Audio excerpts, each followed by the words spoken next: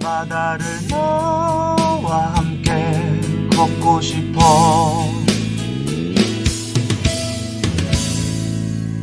역사 밤바다.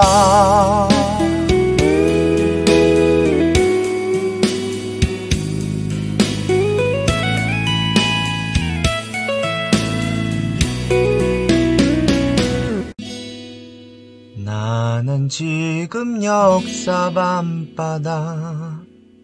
우철쌤의 역사 밤바다. 여러분, 19세기 조선은 어땠을까요? 19세기는 세도 정치 시기였습니다. 당시 국내 상황을 먼저 살펴보면 중앙, 즉 수도가 있던 지역에는 세도 정치가 강하게 남아 있었습니다. 특정 가문이 권력을 잡고 왕이 힘을 발휘하지 못하던 시기, 즉 왕권이 약하고 세도 가문의 권력이 강했던 시기입니다. 중앙에서 세도 가문이 자신들의 권력을 유지하기 위해서 집중하고 있었던 그때, 지방은 중앙의 통제가 약해지자 관리들이 부정부패를 저지르기 시작합니다. 그것을 삼정의 문란이라고 표현합니다. 세 가지의 제도에서 크게 부정부패를 저지르기 시작했다. 삼정의 문란으로 인해서 농민의 삶이 악화가 됩니다. 이에 농민들은 분노감을 쌓기 시작했고, 이것이 대폭발한 게 바로 농민봉기, 농민반란입니다. 이렇듯 국내 상황은 굉장히 혼란스러웠다. 그뿐만 아니라 조선 국외 상황도 불안감을 조성했습니다. 바다에서 서양 세력이 이양선을 타고 등장을 했습니다.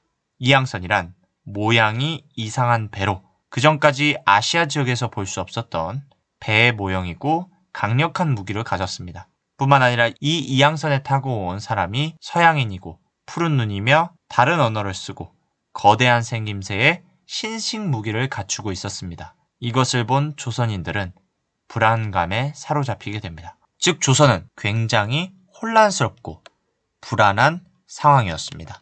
그러던 중 고종이 즉위하게 되는 때가 옵니다. 조선의 주인은 왕이다. 세도 가문이 앗아간 권력을 이 내가 되찾을 것이다. 1863년 철종이 후계자 없이 사망하게 됩니다. 이에 왕족이었던 흥선군은 신정왕후에게 자신의 둘째 아들인 이재황을 왕으로 삼아달라고 부탁합니다. 당시 흥선군은 노름에 빠진 척을 하고 망나니처럼 행동을 했기 때문에 세도 가문은 흥선군의 의도를 의심하지 않았고 그의 아들 이재황을 왕으로 삼는 것을 인정하게 됩니다. 이에 따라 이재황은 왕으로 즉위하여 고종이 됩니다. 흥선군, 흥선대원군이 되다. 한낱 왕족이었던 흥선군은 자신의 아들이 왕이 되자 왕의 아버지의 명칭을 받게 됩니다. 그것이 대원군이라는 명칭입니다. 이에 따라 흥선대원군으로 등극이 된다. 대원군이 된 흥선, 숨겨두었던 왕권 강화 의도를 강력하게 표현하기 시작합니다. 결국 흥선대원군은 세도 가문이었던 안동 김씨를 쫓아내게 됩니다. 그렇게 세도 가문을 밀어낸 흥선대원군은 왕권을 강화하고 국가체제를 정비하기 위해 통치체제 정비 정책을 펼치게 됩니다. 먼저 비변사를 폐지합니다. 비변사는 국가정책의논 핵심 기구로 임진왜란 이후 상설기구로 바뀌었다가 세도 정치의 핵심 기구로 발전하게 됩니다. 이를 없애서 의정부와 육조의 기능을 강화하고 이와 연계된 왕권을 동시에 강화하기 시작합니다. 그 다음 조선 내부의 질서를 바로잡기 위해서 대전회통이라는 법전을 만듭니다. 이를 통해 법 내용을 정리하였습니다. 또한 지방에서 문제가 되었던 삼정의 문란을 해결하였습니다. 양전을 시행했습니다. 양전이란 토지 측량을 이야기하고요. 호포제를 시행했습니다. 군포라는 세금을 양반도 내게 하는 그런 조치였고요. 사창제를 시행했습니다. 백성에게 곡식을 빌려주고 그 운영을 청렴한 자, 정의로운 자에게 맡긴다라는 게 사창제였습니다. 이것을 시행해서 삼정의 문란을 해결하고자 했다. 진실로 백성에게 해가 된다면 비록 유교를 만든 공자가 다시 살아난다 하더라도 나는 용서치 않겠다. 그러니 서원을 철폐하고 그 땅과 노비를 몰수하라.